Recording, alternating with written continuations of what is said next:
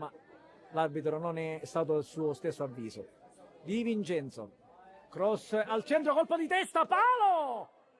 Colpo di testa bellissimo, da solo Cammarata, rete! È stato un colpo di testa di Armata, poi si sviluppa l'azione, Cammarata da solo davanti al portiere ribadisce la palla in rete, quindi 1-0 per il Salemi. Prezza, palla lunghissima, serie di colpi e di batti e ribatti. Cammarata, appoggio lungo a cercare Accardo, cross al centro, palla che finisce sui piedi di Armata, che da solo davanti a Trezza lo trafigge nuovamente per il gol del 2-0. Bellissima giocata di Accardo sulla fascia laterale, ha cercato e trovato dall'altra parte del campo Armata, che da solo di piatto trafigge l'estremo difensore del Casteldaggio per il 2-0 del Salemi. Ormai il primo tempo volge davvero al termine, amici sportivi, siamo al 43esimo del primo tempo. Se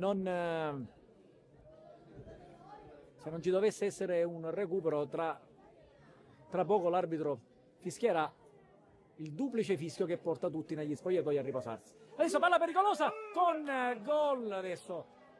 Una palla pericolosa che era finita sui piedi di Caponetto, che riesce a deviarla in porta. C'è stato un blackout mentale da parte dei giocatori del Salemi, che hanno perso davvero in maniera evitabile una palla sanguinosa. Partita iniziata.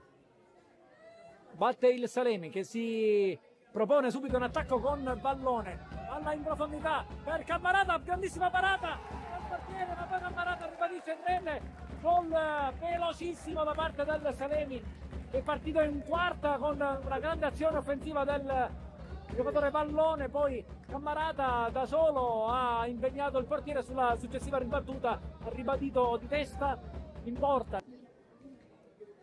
Sorbello, Lamin, Chavez,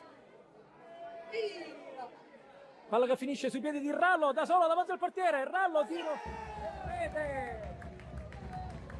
rete, gol del meritato 4-1 per il Salemi.